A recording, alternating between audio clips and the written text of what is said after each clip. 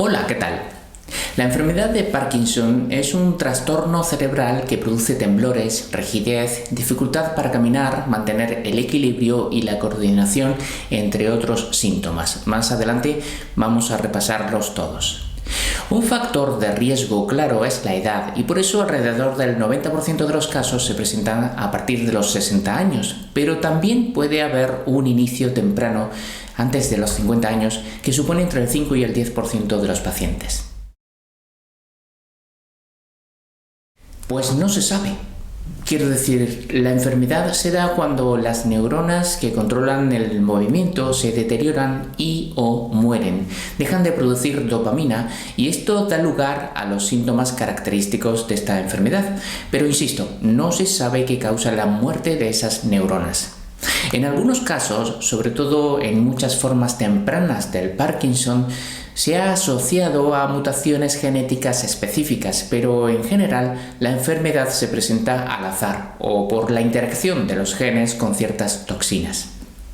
Se sabe que la enfermedad también deteriora las terminaciones nerviosas que producen norepinefrina, el principal mensajero químico del sistema nervioso simpático, la parte del sistema nervioso encargado de controlar muchas funciones automáticas del cuerpo, como la frecuencia cardíaca o la presión arterial.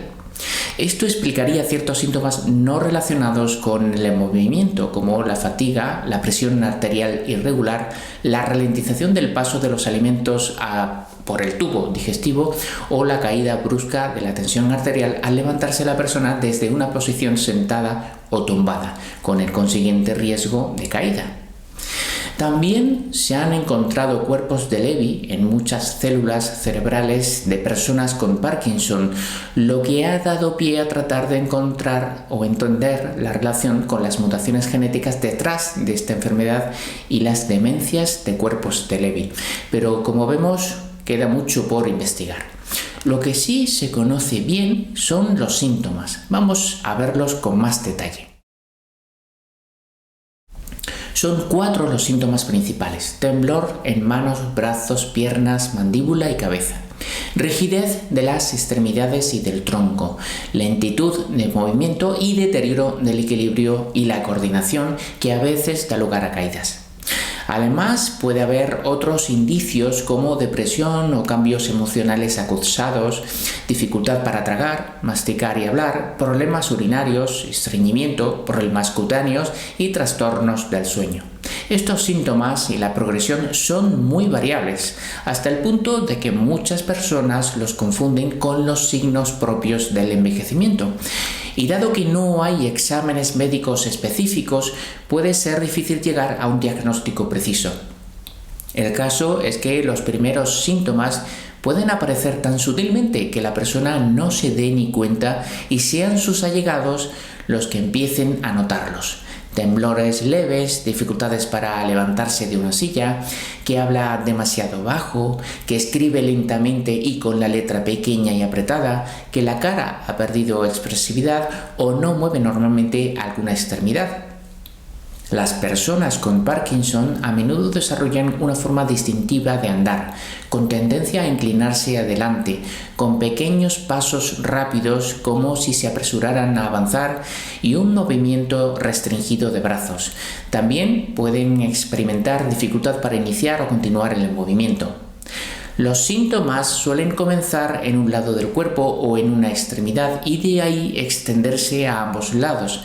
Sin embargo, pueden ser más acusados en un lado que en otro, no siempre hay simetría.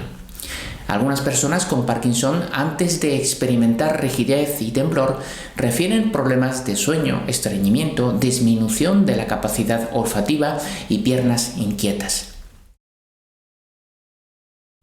Como dijimos, no es fácil establecer un diagnóstico definitivo, entre otras razones porque hay trastornos que pueden causar síntomas similares. A estas personas se les dice que tienen parkinsonismo.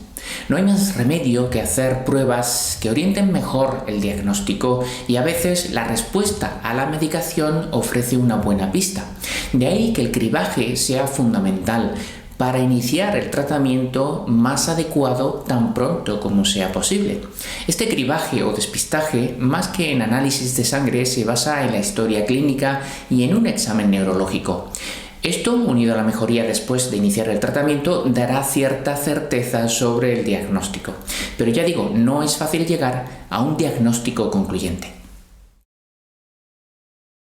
No hay cura actualmente, pero se puede encontrar alivio de los síntomas a través de medicación, cirugía y otras terapias. Vamos a ver con más detalle estas 3 estrategias. Los medicamentos recetados para el Parkinson incluyen los que aumentan la dopamina en el cerebro, los que regulan otras sustancias químicas cerebrales en el cuerpo y los que regulan los síntomas no motores. La principal terapia es la levodopa o L-dopa, que utilizan las células nerviosas para producir dopamina.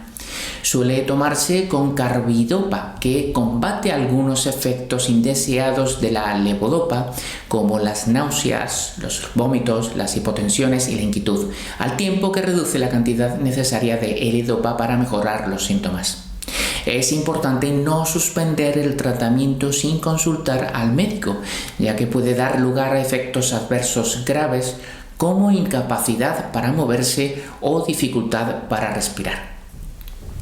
Otros medicamentos para mantener a raya los síntomas del Parkinson son los agonistas de la dopamina para imitar su papel en el cerebro, o los inhibidores de la MAO-B, que ralentizan la actividad de una enzima que descompone la dopamina. También se recurre a los inhibidores de la COMT para ayudar a descomponer la dopamina, a la amantadina, un conocido antiviral que reduce los movimientos involuntarios, o a los fármacos anticolinérgicos que reducen los temblores y la rigidez muscular. Si estos fármacos no dan un resultado satisfactorio, existe la posibilidad de implantar quirúrgicamente unos electrodos para realizar una estimulación cerebral profunda, disponiendo el resto del dispositivo en el pecho. Con ello, y de forma indolora, se contrarrestan oportunamente el temblor, la lentitud de movimientos y la rigidez. Además de todas estas posibilidades, es posible recurrir a la fisioterapia, terapia ocupacional y del habla, que servirán para controlar los síntomas de la enfermedad. Siempre es recomendable el ejercicio, pero máxime en este caso, ya que fortalecer la musculatura y mejorar el equilibrio tienen mucho sentido para prevenir caídas. Y esto es todo por hoy. Espero haber sido de ayuda. Muchas gracias y hasta el próximo vídeo.